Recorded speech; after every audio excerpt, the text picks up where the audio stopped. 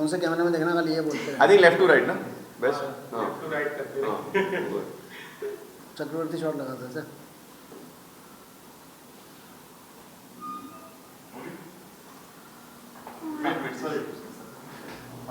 Breathe. या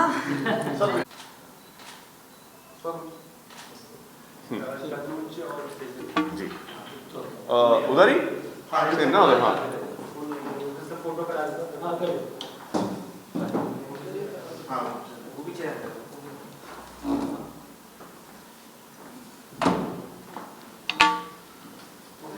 कैसा हो रहा है ये शॉट में जो भी कर रहे हैं?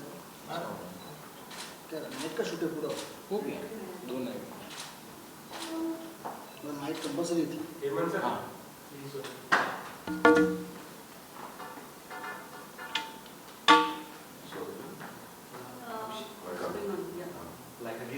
एक मिनट। तो मैं थोड़ा और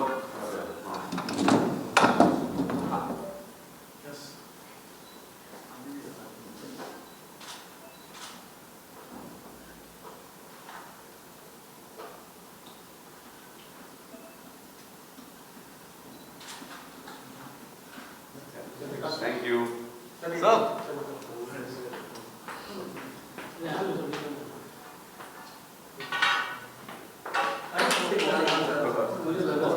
ओके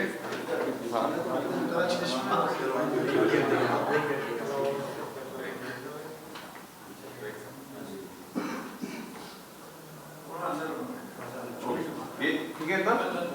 ठीक है ना?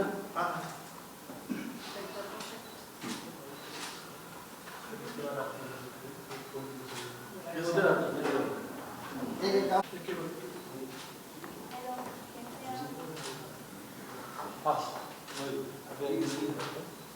उसके बाद वो चेयर लगा दे। अभी बैठना नहीं है ना नहीं नहीं फर्स्ट चीज ना। ओके चंद्रकला इधर आ जाओ।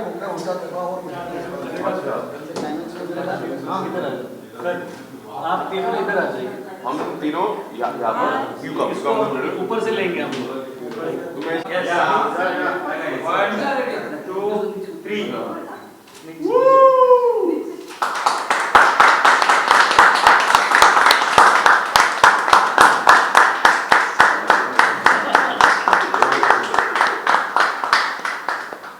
मुबारक हो। बाकी सर यहाँ पे डन सबके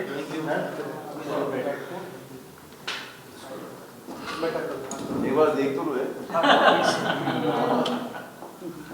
ओह नाइस नाइस।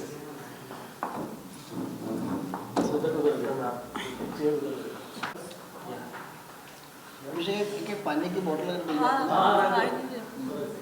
थोड़ा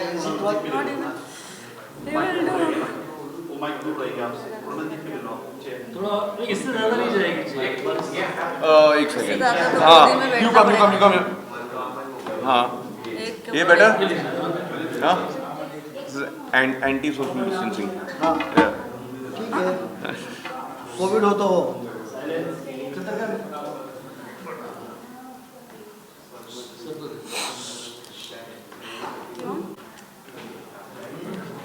I think the poster is very nice. I mean, it's serve the purpose. Yeah. तो हम पूरा साइड सबका भी सब रखा है पीछे। Music की सब। Considering we didn't act together at all. Yes. We only meet for These pictures are Riksha. differently press clicked. conference only. The last time also press conference and today also. Video also we are together only in Singapore. Yeah. ये तो साफ ही है ना। Next time. Next time. Next time. Hello. Hi. Yes. Okay, first guys, congratulations for the poster. The poster looks quite amazing. What Thank do you you. want to say about the poster? It's beautiful. It's beautiful, and I think it's a good reflection of what the film is about. You know, I think बहुत ज़रूरी होता है जब आप एक poster या first look दिखाते हो that it is connected directly to the story. What C.K. sir has directed us in. So yeah, that's why I look very sad. Even I'm sad. Yeah. But maybe there's a reason for that. That must be because of the परछाइयाँ। yeah, परछाइयाँ. Chandrakant sir आपसे जानना चाहेंगे film के बारे में, film क्या है और सुनने में कांस जाने वाली है फिल्म, तो उसके बारे में कुछ बताएं। देखिए फिल्म जो है हम लेके कांस जाने वाले हैं, और ये शॉर्ट फिल्म इसलिए बनाई कि कई बार क्या होता है कि आपकी कहानी जो है वो टू द पॉइंट कही जाए, नहीं तो ये होता है कि आप कहना कुछ चाहते हो और एक फुल लेंथ फीचर फिल्म बनाते हो तो बहुत सारे सब प्लॉट घुस जाते हैं, और जो एक्चुअल आप कहना चाहते हो वो कहीं छूट जाता है। तो हमने इसमें कोशिश की है कि जितना हमने कहना प्रिसाइज रहें। और साहिर साहब के गानों का मैं शुरू से फ़ैन रहा हूँ, और मेरा मानना है कि म्यूज़िक से बड़ा जो है वो कोई थेरेपी नहीं है। The best therapy in the world is music. इंसान, और एक बड़ी अच्छी मैंने लाइन पढ़ी थी कि जब आदमी जो है वो खुश होता है तो संगीत सुनता है, और जब दुखी होता है तो लिरिक्स सुनता है। तो मैं शायद ज़्यादा दुखी रहता हूँ लाइफ में इसलिए मैं लिरिक्स ज़्यादा सुनता हूँ, तो मुझे लिरिक्स याद भी रहते हैं। और साहिर साहब ने जो शब्द लिखे हैं, जैसे अभी गिरीश ने अभी एक जिक्र किया था कि उनका एक बार एस.डी. बर्मन साहब से किसी बात को लेके मनमुटाव हुआ कि उन्होंने कहा कि लिरिक्स जो है वो संगीत से बड़ा है। और ऐसा क्यों हुआ? तो मैं जो है लिरिक्स का बड़ा फैन रहा हूँ, मुझे सब शब्द याद भी रहते हैं। मैं बड़ा बेसुरा हूँ, मैं गा नहीं सकता, तो मैं सिर्फ शब्द बोलता हूँ, जैसे मैं गाऊँगा सब लोग भाग जाएंगे। वो एक गाना था अलाप फिल्म में, कोई गाता मैं सो जाता, तो मैं गाऊँगा सब सो जाएंगे। तो इसलिए जो है वो शब्दों से मुझे बड़ा लगाव रहा है। और साहिर साहब बहुत अच्छे फिल्मी शायर थे। तो जब ये कहानी जहन में आई कि एक लड़का और एक लड़की, जो जैसा अभी तनुज और सेजल ने जिक्र किया है कि शूटिंग पे ये सिर्फ एक ही बार मिले थे जब क्रॉस कर रहे थे एक दूसरे को एक शॉट में, तो ये पूरी फिल्म में कहीं मिले नहीं, उसको मिलना नहीं कहते हैं। पूरी फिल्म में कहीं मिले नहीं है, लेकिन फिर भी लव स्टोरी है एक ऐसे कपल की जो कभी लाइफ में मिले नहीं है, और उनके बीच का जो भी कनेक्शन है वो सिर्फ साहिर साहब के गानों के साथ, उनके शब्दों के साथ। तो ये मैंने कहा। सर इसके अलावा क्योंकि ये शॉर्ट फिल्म है, काफी कम समय में बहुत सारी चीजें कहनी होती है ऑडियंस को, तो कितना चैलेंजिंग था आपके लिए कि पूरी कहानी भी बताई जाए और शॉर्ट फिल्म भी बन जाए? मैंने शुरू में ये जिक्र किया कि मैं चाहता ही नहीं था कि बहुत सारी चीज़ें बताऊँ, इसलिए हमने इसको शॉर्ट रखा, क्योंकि हम प्रिसाइज रहे, जो हमने कहना था वही कहा। हम कहीं इस मुद्दे पे उस मुद्दे पे ये भी जोड़ लें वो भी जोड़ लें, कुछ नहीं। पूरी कहानी में ये 3 कैरेक्टर हैं और एक घर है और एक कमरा है, तो उन्हीं के बीच में पूरी कहानी है, इसमें कोई सब प्लॉट है ही नहीं। Tell us something about your character. Well, firstly, I would like to say that I had no background about this film or the story at all. तो जितनी भी खबर मुझे मिली है, it's only because of CK sir. मैं बहुत time से इनके साथ काम करना चाह रहा था, and luckily इस बार चल गया। I think मैं बहुत ही एक last minute addition था ना, like last moment, यानी कि 2 days before. 2 days before, तो प्रेपरेशन करने के लिए ज़्यादा वक्त मिला नहीं, तो मैं काफ़ी लाइक नर्वस था कि यार मैं पता नहीं क्या करूँगा, बट ही सो अमेजिंग। मैंने सामने से बता दिया कि यार ये शेर शायरी मुझे इसके बारे में ज़्यादा आइडिया नहीं है, तो he sat, he recorded all the lines, I would sit, I would listen to it, I would hear it, and is like music पे ज़्यादा ध्यान मत दो, लिरिक्स पे ध्यान दो, एग्जैक्टली जो उन्होंने अभी जिक्र किया। तो I try to do that, and hopefully जब आप सब फिल्म देखोगे तो it does not seem like I just joined 2 days before the shoot. He looks So- smart. We were actually a bit confused about हाँ, this तो- story, कि क्या बनने वाला है। हाँ, एंड ऑल्सो ये जैसे कि सर ने कहा it is a love story, but इस लव स्टोरी में ये दो जो प्रोटैगनिस्ट है वो कभी एक दूसरे से मिलते नहीं है, like at the most in passing. तो वो बड़ा यूनिक था कि वो दोनों एक ही कमरे में है बट अलग अलग टाइम्स में। So to see that unravelling was very amazing, you know. तो बहुत मज़ा आया। Was it difficult because we have seen you hitting those sixes on this ground, and now the stage shine is completely different? I'll tell you honestly, hitting sixes at the ground is much easier than all this, यार। Because वहाँ पे तो obviously practice है, मैं काफ़ी time से करता आ रहा हूँ, but for me this was very very new, यार। तो इनिशियली और क्या है कि मैं सोचता हूँ अंग्रेजी में और फिर मैं कहता हूँ हिंदी में, so now unfortunately that is, और मैं सबसे कहता हूँ कि like that is a problem, you know, like तो टिपिकल मुंबई का है। या यू नो लाइक मैं पहले झूबे रहता था, अभी मैं साउथ बॉम्बे में रहता हूँ, so the thing is our way of functioning is a little different, you know. तो मैं जितने भी यंग अपकमिंग एक्टर्स और एक्ट्रेसेस में उनसे कहता हूँ कि यार गेट स्ट्रॉन्ग इन हिंदी में सोचना शुरू करो, you know. I think that's very very important. So I think hopefully after this film now I will focus more on thinking in Hindi and then maybe speaking in English, ulta. Hemant ji, what do you want to say about your role? The poster काफी different लग रहा है, look काफी different लग रहा है आपका, क्या कुछ कहना था आपके रोल के बारे में? यार जैसे इस फिल्म में एक कनेक्टर साहिर लुधियानवी साहब हैं इन दो कैरेक्टर्स के बीच में, जो ये लोग मिलते नहीं हैं तो, लेकिन एक फिजिकल कनेक्ट जो है वो मैं हूँ। तो जिस घर का कमरा है उस घर का मालिक मैं हूँ। और I am also fan of Sahir Ludhianvi, तो हम तीनों के बीच में कनेक्ट है साहिर लुधियानवी साहब का। एंड इन दोनों के बीच में जो रिलेशनशिप है उसको रिवील करने का काम, लड़की को लड़के के सामने और लड़के को लड़की के सामने लाने का जो काम है थ्रू देयर शायरीज, वो काम मेरा कैरेक्टर करता है। तो अगर मेरा घर ना होता और मेरा कैरेक्टर ना होता तो बेचारे कभी प्यार कर ही नहीं पाता। सचिन जी, आपके किरदार के बारे में थोड़ा सा बताइए, किस तरह का, मतलब लव स्टोरी तो है ही, लेकिन क्या क्या शेड्स देखने मिलेंगे? जैसे तनुज ने कहा कि आप लोग दोनों मिलते नहीं है लेकिन फिर भी लव स्टोरी है। हम तो वैसे काफी भी नहीं interesting मिले, होगा। हम शूट पे भी नहीं मिले और शूट के दौरान भी हम नहीं मिले। इसको कहते हैं method acting. It was quite difficult for me as well because मैं तनुज को कभी मिली नहीं थी और फर्स्ट टाइम हम स्क्रीन शेयर कर रहे थे विदाउट मीटिंग। एंड ये कैरेक्टर मेरे लिए थोड़ा सा डिफरेंट था। मैंने जो पिछले फिल्मों में या सीरीज़ में काम किया है उससे थोड़ा सा डिफरेंट था। इट्स अ शायराना कैरेक्टर, ऐसा कैरेक्टर मैंने कभी किया ही नहीं है। शायरी बोल रही हूँ एंड शायरियों में अपनी फीलिंग्स जता रही हूँ। तो बट मुझे अमृता कैरेक्टर प्ले करने में बहुत मज़ा आया and I actually want to thank you Tanuj and Hemant ji for being such a wonderful co-actor. So we had fun. We actually spend more time giving interviews. Yeah. Then on set. Girish sir, क्या कहना चाहेंगे? सबसे पहले ये जब कहानी के बारे में आपने सुना तो क्या टेक था उसके ऊपर, थोड़ा सा बताइए। और जैसे मैंने सर को पूछा था काफी कम समय में, तो इसके ऊपर बड़ी लेंथ की फिल्म भी बन सकती थी, तो आपने ऐसा कोई सजेशन नहीं दिया कि कोई बड़ी फिल्म बनाते हैं इसके ऊपर? देखिए, मैं चंद्रकांत को करीब 10-15 सालों से जानता हूँ और जब मैं सिनेमैक्स और पीवीआर हेड था उस वक्त प्रीमियर के सिलसिले में हम लोग मिलते थे। इनकी सारी फिल्में मैंने की और जब स्क्रिप्ट इन्होंने मुझे सुनाई कुछ 1-1.5 साल पहले, मेरे को बड़ा एक्साइटिंग लगा क्योंकि जो कॉन्टेक्स्ट है जिसमें एक्टर और एक्ट्रेस दो मेन कैरेक्टर्स एक दूसरे से मिलते हैं और ऊपर से साहिर साहब का बैकग्राउंड, मैं शायरी की समझ रखता हूँ, मुशायरे अटेंड करता हूँ।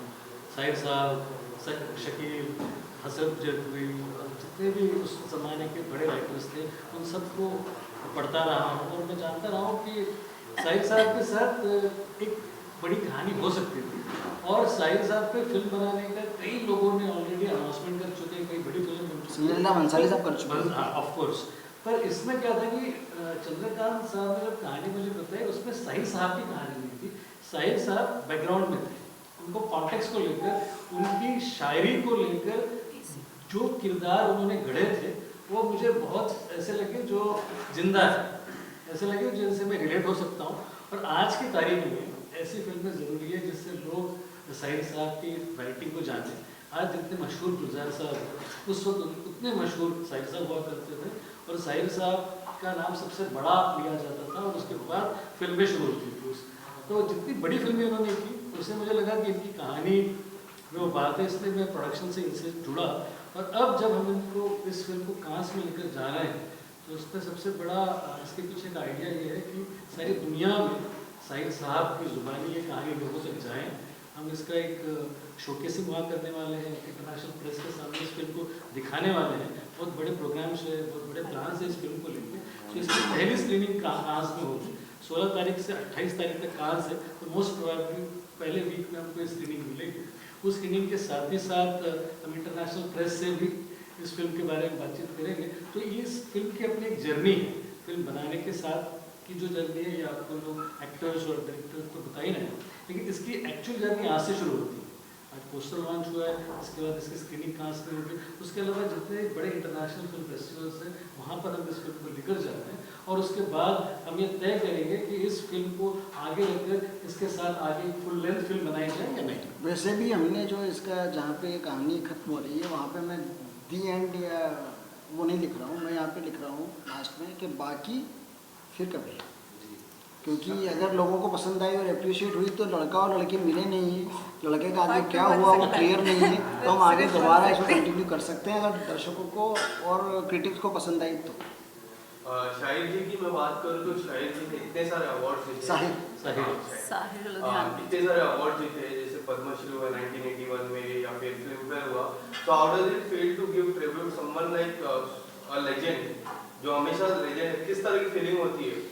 बहुत अमेजिंग फीलिंग है। आई मीन देखिए जिस तरीके से मैंने इस पिक्चर को अप्रोच किया कि ये एक लव स्टोरी है, बाकी जो भी हो रहा था like he had to educate me, because जैसे कि मैंने आपसे कहा मुझे ज़्यादा जानकारी नहीं थी। I do not want to pretend कि मुझे सब पता था, बट फॉर मी जब मैं एक एक्टर के तौर पे परफॉर्म कर रहा था, it is this beautiful love story between this boy and a girl and he was the catalyst, you know. तो for me that is what drew me to the project. जब sir ने मुझे narration दिया, so that is what struck me. हम like यार ये तो बहुत ही यूनिक सा कॉन्सेप्ट है, यू नो। और मैं वैसे भी शॉर्ट फिल्मों में बहुत मानता हूँ, बिकॉज जब आप एक फिल्म में या थिएट्रिकल रिलीज में या वेब सीरीज में काम करते हो, there is that burden of expectation कि यार ये बॉक्स ऑफिस में कितना पैसे कमाएगी, कितने सब्सक्राइबर्स मिलेंगे, कितने व्यूज़ आएंगे। जब आप एक शॉर्ट फिल्म करते हो तो मेरे ख्याल से it's the purest form of film making. उसमें कोई कंटेमिनेशन नहीं है। आप ये सारी बातें ये सारी चीज़ें के बारे में नहीं सोचते हो, आप बस सोचते हो कि आप ऑनेस्ट रहे। ऐसे नहीं कि we are not honest when we are doing other mediums, but I started with short films. तो इसलिए अभी बहुत सालों के बाद मुझे ऐसा मौका मिला कि एक 25-30 मिनट के अंदर की ड्यूरेशन में एक प्रॉपर शॉर्ट फिल्म का हिस्सा। दूसरा क्या होता है कि जब भी आप because we are in film industry, तो जब आप किसी लेजेंड के बारे में कोई फिल्म बनाते हैं या कुछ काम करते हैं या कोई स्टोरी उठाते हैं, तो एज आर्टिस्ट आपकी ड्यूटी, आपकी रिस्पॉन्सिबिलिटी और बढ़ जाती है। So while filming this film हम लोगों को, हम जैसे एक आध दो वर्ड्स इधर उधर हुए थे while we were saying the lines, but we had to be very responsible और बहुत सोच समझ के कि साहिर साहब और उसमें अमृता प्रीतम का भी रेफरेंसिंग है, तो that love story is very beautiful in itself, real love story. So it is very important for us as an actor to have the gravity of that love story and that legend whom we are portraying in the film. And I also have to point out because मेरा जितना भी काम है, या तो मैं अकेला हूँ फिल्म में या तो इनके साथ काम है। It was amazing because we did not know each other before the shoot, just like Sejal and we did not know each other. But हमारा काफ़ी काम है और I think what 1-1.5 दिन तो हमने साथ में बिताया। And at the end of the shoot मुझे ऐसा लगा नहीं कि यार मैं अभी इनसे मिला हूँ, you know, he was very supportive। और जब भी आप एक फिल्म में या चाहे किसी भी मीडियम में आप काम कर रहे हो, इट्स वेरी इंपॉर्टेंट कि आप सिक्योर रहे और आप अपने को स्टार के साथ कम्पीट ना करें, बिकॉज अगर आप दोनों खेलेंगे सीन में तो ही सीन खेलेगा, otherwise there is no point, you know. Like कभी कभार क्या होता है कि लोग बड़े कम्पिटिटिव होते हैं कि नहीं, but he was very supportive. And like there एक छोटा सा हिस्सा है जहाँ पे हम सीटी बजा रहे हैं, यू नो। नाउ काफ़ी सारी चीज़ें स्क्रिप्ट में नहीं थे, तो हमने अपने अंदाज में कुछ किया एंड सर को बहुत पसंद आया। And that was only because वो एक सॉर्ट ऑफ बॉन्डिंग बन गई थी बहुत कम समय में। तो I like really enjoyed. I strongly believe that films are not made with equipments and scripts, it is purely made with human energy. तो वो एनर्जी इतनी अच्छी थी, जैसे हमारे भी मॉर्निंग के सीन हुए, एक्चुअल मॉर्निंग था और हम लोग को एक्चुअल कॉफी फील हो रहा था, हमें कॉफी पी रहे हैं। So it turned out really well. मतलब एक स्क्रिप्ट जो ये फिल्म की स्क्रिप्ट है ना, जब आप शॉर्ट फिल्म की बात करते हैं ना हम, तो short films are always seen from the perspective of shock value, कि शॉक लग जाए, कुछ बड़ा हो, कुछ जल्दी हो, कुछ ऐसा हो जाए। This film is not about that. This film will take you in the time where Sahir Ludhiani was there. The taking is in that way. The acting we performed in similar manner. उसकी lighting, उसकी costume, वो सब बहुत ही ऐसा, आपको ये film देखते हुए मुझे डिफरेंट पीरियड ना, हाँ डिफरेंट पीरियड का आपको फील आएगा। So yeah, that came out because the energy was so good. Giri sir, आपसे जानना चाहूँगा, कांस में लेके जाने की एक बड़ी जिम्मेदारी है, साथ ही 75th ईयर कांस सेलिब्रेट कर रहा है, इंडिया भी 75th ईयर सेलिब्रेट कर रहा है, तो क्या कहना चाहेंगे, मतलब इंडियन फिल्मों के कितने स्कोप है कांस में? अगर देखिए, कांस हमेशा रिसेप्टिव रहा है हमारी फिल्मों को लेकर, और ये साल बड़ा है क्योंकि 75 साल हो चुके हैं हमारे इंडिपेंडेंस को कांस को लेकर, और कांस में इस साल ज़्यादा भीड़ रहेगी, ज़्यादा लोग रहेंगे, ज़्यादा एक्साइटमेंट रहेगा, क्योंकि 2 साल कांस हो नहीं पाया। इसके पहले जो भी हुआ था ऑनलाइन था, तो ये ऑफलाइन हो रहा है। और उसके अलावा एक्साइटमेंट बहुत है, कई सारी डॉक्यूमेंट्रीज ऑलरेडी जा चुकी है। कांस की जो सिलेक्शन लिस्ट है जिसमें कंपटीशन सेगमेंट है, शोकेसिंग की लिस्ट है, वो सारी की सारी बाहर आने लगी है। तो मुझे लगता है कि कांस में इस साल हंगामा होगा। इंडियन फिल्मों को वैसे भी काफ़ी रिस्पेक्ट से देखा जाता है, और ये जिस फिल्म को हम लेके जा रहे हैं उसके पीछे आशय ही ये है कि शॉर्ट फिल्म सेगमेंट में बहुत सारा काम अच्छा हो रहा है। इसमें एक लोगों का रिसेप्शन बढ़ रहा है, बड़े बड़े OTT प्लेटफॉर्म्स में इन दिनों शॉर्ट फिल्म्स को दिखाया जा रहा है, शॉर्ट फिल्म से मोनेटाइजेशन होने लग रहा है, जो कि आज से 5 या 6 साल पहले नहीं हुआ करता था। शॉर्ट फिल्म पहले film fair started giving awards. पहले क्या होता था, शॉर्ट फिल्म बनाना मतलब होता था कि एक डायरेक्टर की शोरील है, एमेच्योरिस्ट। हाँ, एक शोरील हुआ करती थी। अब शोरील नहीं रही, अब वो बाकायदा एक आर्ट फॉर्म हुआ है। और ऐसे में साहिर साहब की फिल्म चूज़ करना, उनके शायरी पे फिल्म चूज़ करना, मुझे लगता है नए एज के लिए ये एक नए तरीके का प्रोजेक्ट है, और कांस में ले जाना उस प्रोजेक्ट को और भी एलिवेट करता है। तरुण जी, आपसे जानना चाहूँगा शायरी करना, और आपसे भी जानना चाहूँगा आप दोनों का किस तरह का एक्सपीरियंस था, और क्या आप लोगों ने शायरी वो अपने आईफोन पे रिकॉर्ड करते थे, मैं अच्छे बच्चे की तरह बैठ के वैन में सुनता था 10 बार 20 बार, और फिर मैं लकली बात यह है कि फिल्म में ना 80% जितने भी शेर शायरी है ना वो सारे वॉइस ओवर्स में है, तो वो हमने पोस्ट पे संभाल लिया, नहीं तो पता नहीं मेरा क्या हाल हो जाता। हमें कहा गया था कि आप बोल सकते हो तो बोलो, बट हमारी मजाल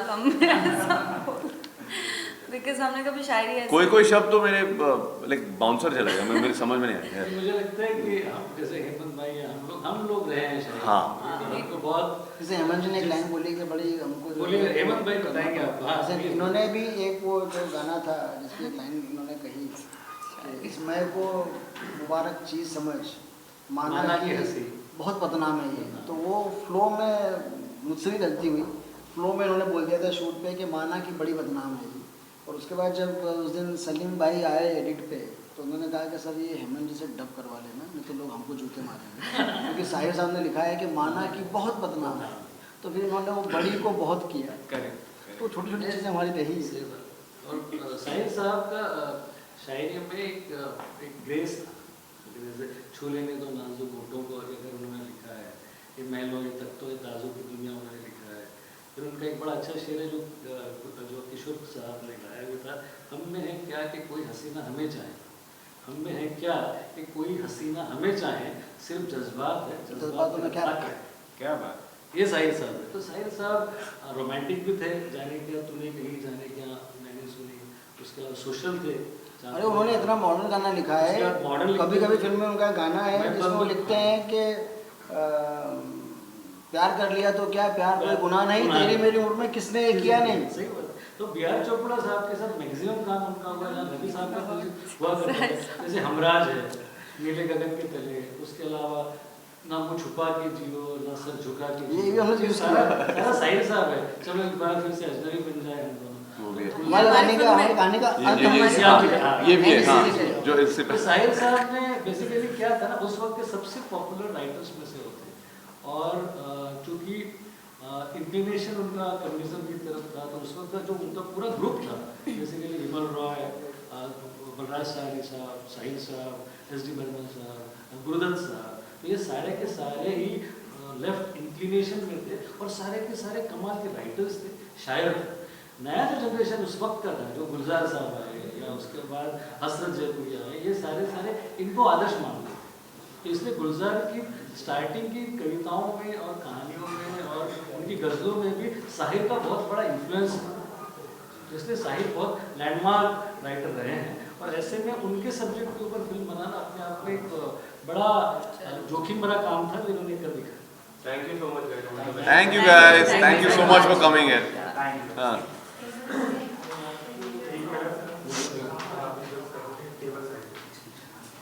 क्या करना है? अच्छा, आपको बस वहीं खड़े होकर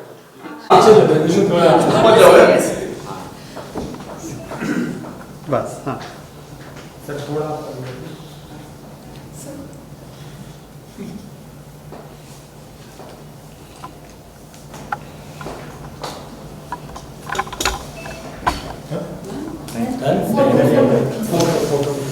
ठीक। हाँ ले लो। Awesome. Thank you so much.